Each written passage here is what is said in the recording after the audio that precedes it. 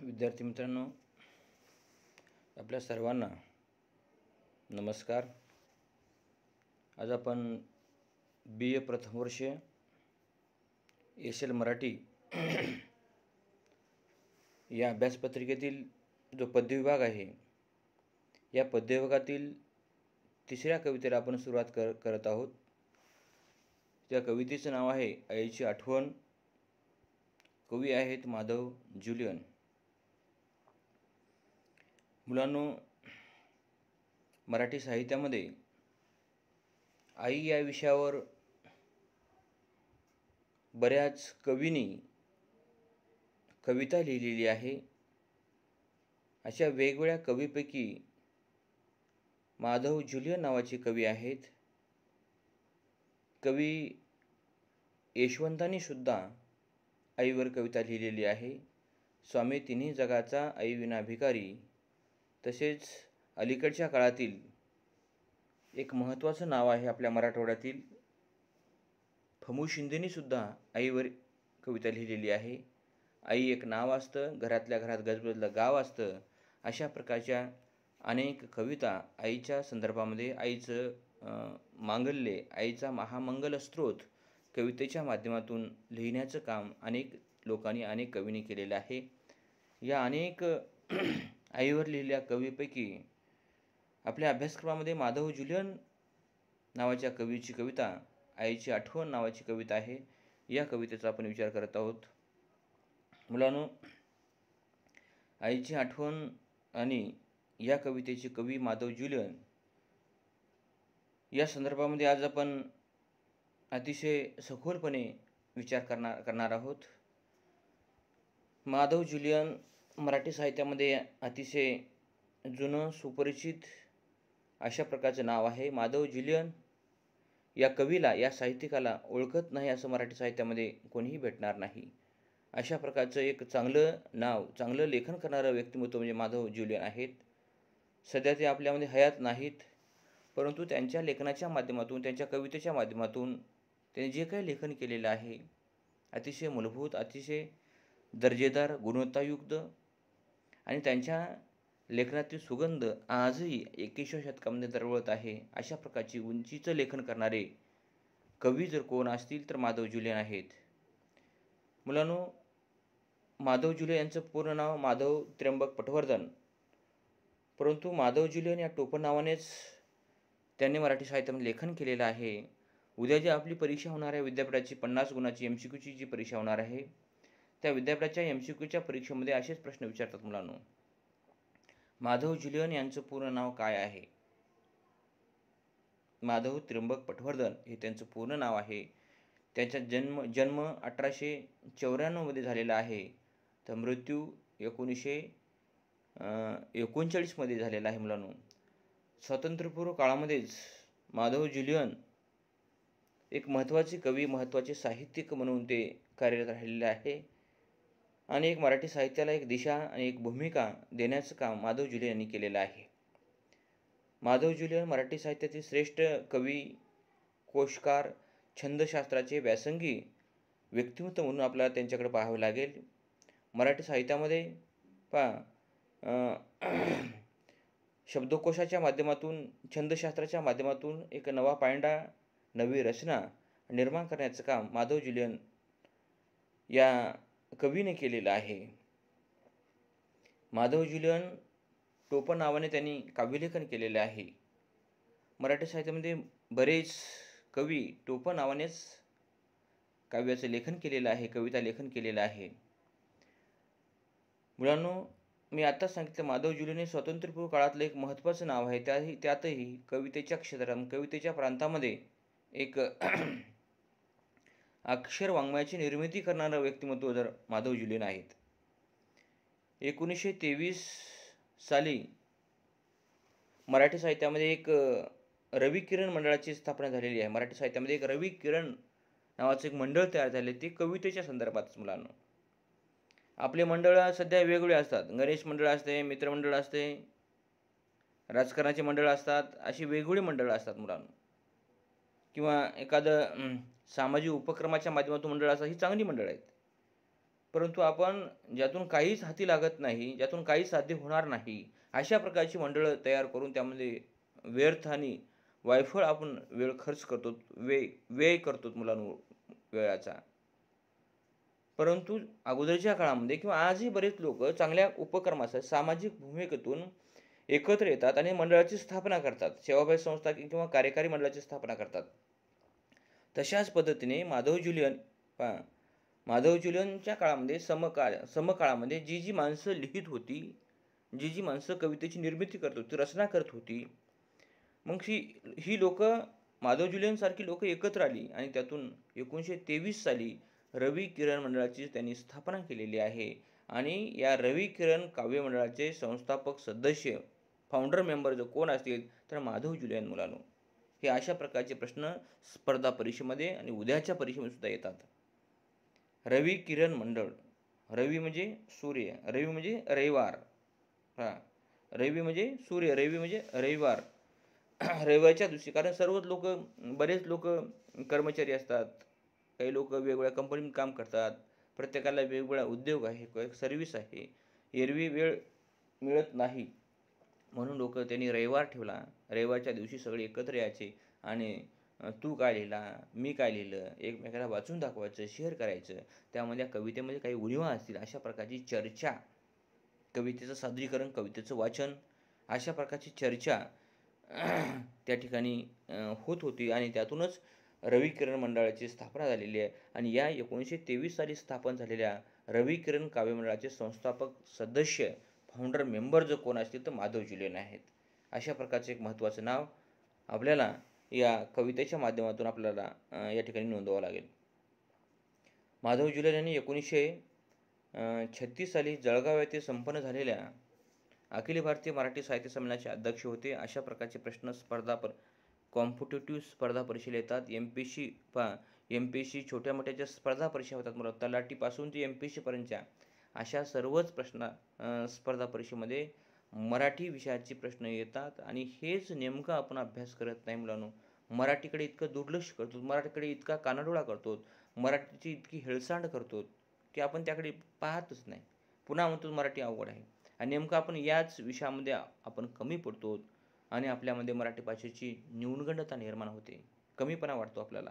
मातृभाषा असून सुद्धा मुलांनो असं नसते मुलांनो.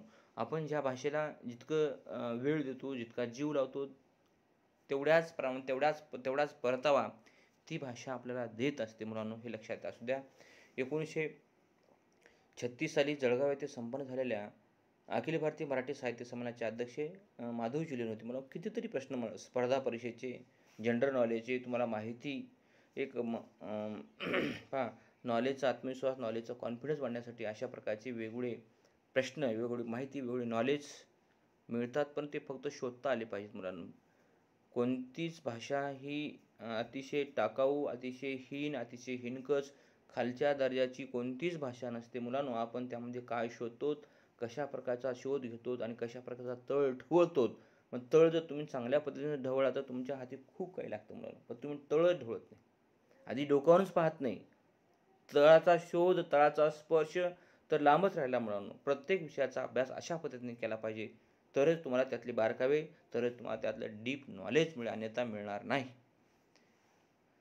यानंतर आपल्याला माधव ज्युलियन यांच्या संदर्भामध्ये अनेक वेगवेगळे पैलू आपल्याला पाहता येतात मुलांनो. माधव ज्युलियन यांना मुंबई विद्यापीठाने छंदोरचना या वाङ्मय प्रकाराबद्दल, या ग्रंथाबद्दल त्यांना मुंबई विद्यापीठाने डिलीट ही अतिशय महत्त्वाची पदवी त्यांना अवॉर्ड केलेली आहे मुलांनो. डिलीटचं लॉंग फॉर्म आहे doctor of literature. Doctor of literature सर्वांनाच भेटत नाही. अतिशय महत्त्वाचं काम, मूलभूत काम आजपर्यंत कोणी केलेलं नाही. किंवा एकाचं पाहून दुसऱ्याचं पाहून तिसऱ्यानं, अशा ग्रंथाला, अशा लेखनाला, अशा निर्मितीला डिलीट पदवी मिळत नाही. पण माधव ज्युलियन यांनी साहित्यामध्ये छंदोरचना नावाचा एक वाङ्मय प्रकार नव्याने त्यांनी निर्माण केलेला आहे, नव्याने त्याची मांडणी केलेली आहे. छंदोरचना या वाङ्मय प्रकारचे जनक माधव ज्युलियन आहेत मुलांनो. आणि छंदोरचना या ग्रंथाबद्दल मुंबई विद्यापीठाने माधव ज्युलियनना डिलीट पदवी बहाल केलेली आहे. अशा प्रकारचे एक महत्त्वाचे कवी, महत्त्वाचे साहित्यिक, महत्त्वाचे लेखक म्हणजे माधव ज्युलियन. मुलांनो, असे बरेच प्रश्न यामध्ये आपल्या हाती लागतात. मुलांनो, तुम्ही कसं पाहता या प्रत्येक कवीकडे, प्रत्येक लेखकाकडे? त्यानंतर त्यांनी खंडकाव्य या वाङ्मय प्रकारामध्ये सुद्धा त्यांनी लेखन केलेलं आहे.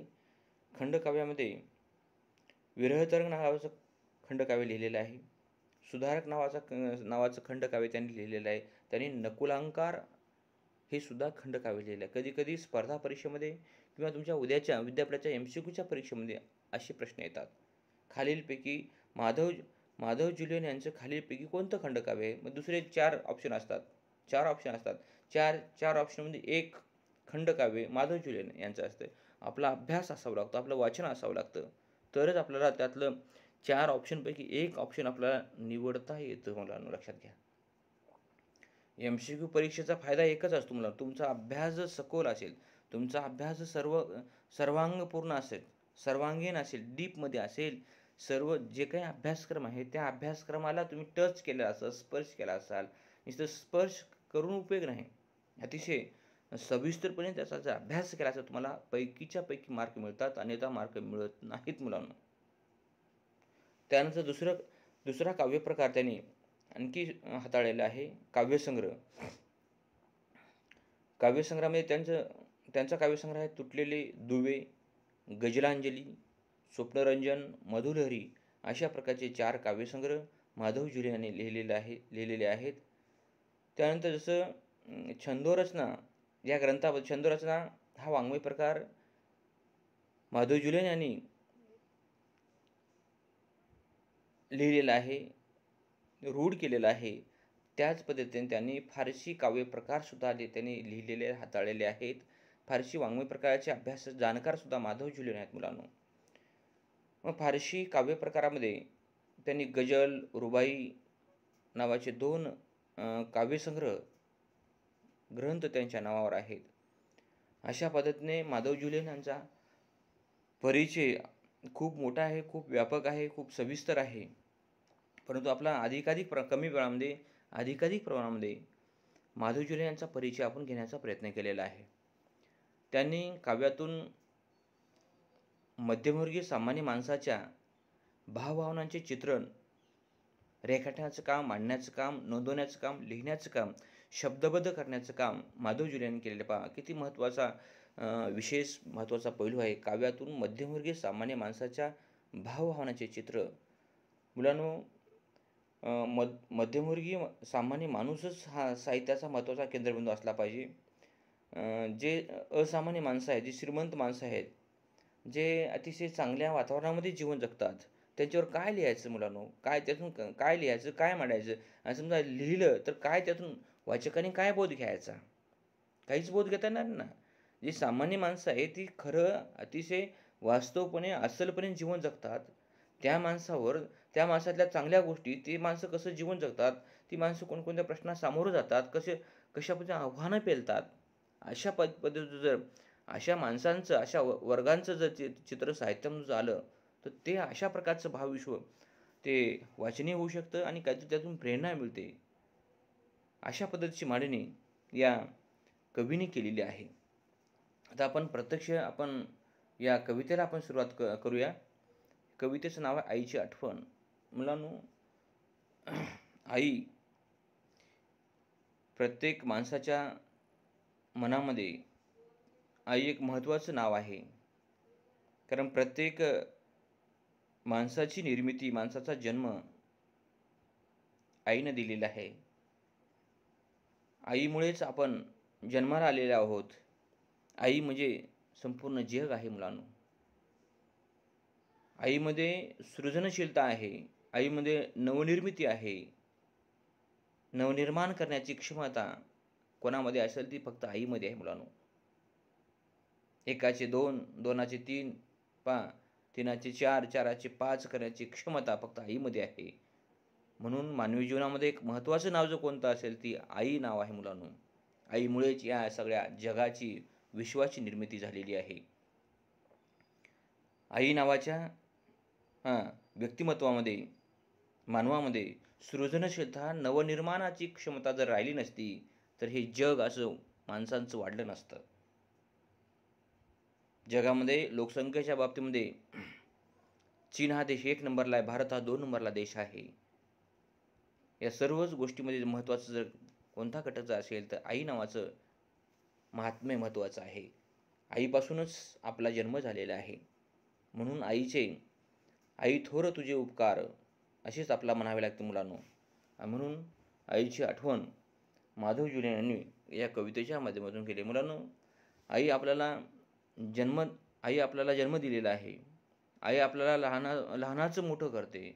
अगदी लहानपणा पोटामध्ये गर्भात असताना सुद्धा पोटामध्ये 9 महिने 9 दिवस तेव्हापासून ते अगदी शेवटच्या श्वासापर्यंत आई जोपर्यंत जिवंत आहे तोपर्यंत आपल्याला सर्वच गोष्टी प्रेम, सहकार्य, खाणं पिणं सर्वच गोष्टी देण्याचं काम आई करते मुलांनो. म्हणून अशा प्रकारचा महत्त्वाचा घटक जर कोण असेल तो आई आहे. तर आईची आठवण नावाची माधव जुलेन यांनी कविता लिहिली आहे. आपण त्या कवितेला सुरुवात करूयात.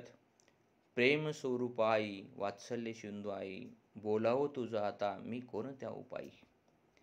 मुलांनो, ही तर कविता आई नावाची कविता आहे, आईची आठवण नावाची कविता आहे. मी एरवी कोणत्याही कवितेवर एक कविता जवळपास 3-3, 4-4 दिवस शिकवतो मुलांनो. ही तर आई नावाची कविता आहे, आईची आठवण. आई हा आपल्या सर्वांचा एक महत्त्वाचा विषय, जिव्हाळ्याचा विषय, प्रेमाचा विषय. आपलं जगच पूर्ण आईशिवाय जग म्हणजे तोकडा आहे. आईशिवाय जग म्हणजे अगदी शून्य आहे. अशा प्रकारचं महत्त्वाचं जर नाव कोणतं असेल तर आईचं आहे. प्रेम स्वरूप आई, वात्सल्य सिंधू आई, बोलावं तुझं आता मी कोणत्या उपायी. आईच्या प्रेमाचं स्वरूप कसं आहे, किती आहे. उदाहरणामध्ये माझ्या आईचं माझ्यावर प्रेम किती आहे हे मी सांगू शकत नाही. तुमच्या आईचं तुमच्यावर किती प्रेम आहे हे मी सुद्धा सांगू शकतो. आईच्या प्रेमाची तुलना, आईच्या प्रेमाचं मोजमाप कोणालाच करता येत नाही या जगामध्ये. कोणालाच करता येत नाही. प्रेम स्वरूप आई, वात्सल्य सिंधू आई. आईचं प्रेम इतकं अगाध आहे. वात्सल्य सिंधू म्हणजे अथांग, सिंधू म्हणजे सागर. अथांग अशा सागरासारखं, अथांग इतक्या सागराइतकं आईचं प्रेम प्रत्येक माणसावर आहे. आईचं प्रेम 1 किलो आहे, 2 किलो आहे, 1 क्विंटल आहे. अशा प्रकारचं मूल्यमापन, अशा प्रकारचा मोजमाप आईच्या प्रेमाचा करता येत नाही मुलांनो. म्हणून प्रेम स्वरूप आई, वात्सल्य सिंधू आई, बोलावं तुझं आता मी कोणत्या उपायी. आई आपल्याला इतकं जीव लावते. आई आपल्यावर इतकं प्रेम करते. आईला कोणत्या शब्दाने हाक मारावा का, बोलावं तुझं आता मी कोणत्या उपायी. आईचं जे प्रेम, आईच्या प्रेमाची ऋणाई, आईच्या प्रेमाची कृतज्ञता कशी व्यक्त करावी, कोणत्या शब्दानं आईचे धन्यवाद मानावेत. शब्दसुद्धा मला भेटत नाहीत, शब्दसुद्धा मला तोकडे पडतात. प्रत्येकाचं जसं माधव जुलेंची आईच्या संदर्भाची भूमिका आहे, माधव जुलेंनी कवितेच्या माध्यमातून आईची भावना व्यक्त केलेली आहे, तशी आपलीसुद्धा भावना आहे, तुमचीसुद्धा भावना, सर्वांची भावना आहे मुलांनो. प्रेम स्वरूप आई, वात्सल्य सिंधू आई, बोलावं तुझं आता मी कोणत्या उपायी. आईच्या प्रेमाचं स्वरूप, आईच्या प्रेमाचं मांगल्य, आईच्या प्रेमाची महती, वात्सल्य सिंधू आई अथांग अशा सागरा इतकी आहे. सागराची खोली, सागराची रुंदी आजपर्यंत तरी कोणाला कळणार नाही. बंगालचा उपसागर असेल, अरबी समुद्र असेल, हिंदी महासागर असेल, अटलांटिक महासागर असेल, जे काही आपले महासागर आहेत मुलांनो, इतक्या महासागरापेक्षाही खोल आईचं प्रेम आहे. आईचं प्रेम आपल्याला कळत नाही. आई क्षणात रागावते, क्षणात लाड करते. क्षणात आई शिस्तीचे धडे देते आणि क्षणात आई आपल्याला जवळ घेऊन कुरवाळते सुद्धा मुलांनो. इतकं आईचं मांगल्य इतकं अथांग अशा प्रकारचं आहे. म्हणून प्रेम स्वरूप आई, वात्सल्य सिंधू आई, सिंधू म्हणजे समुद्र, सागर, बोलावं तुझं आता मी कोणत्या उपायी. तुझे उपकार आमच्यावर इतके आहेत, तुम्ही ते उपकार, ती कृतज्ञता, ती ऋणाई, ते धन्यवाद मी कोणत्या माध्यमातून फेडू, कोणत्या माध्यमातून व्यक्त करू, अशा प्रकारचा विचार माधव जुलेन यांनी या कवितेच्या माध्यमातून मांडलेले आहेत. बाकीचा उर्वरित कविता आपण नंतरच्या तासाला पाहूया. तोपर्यंत धन्यवाद.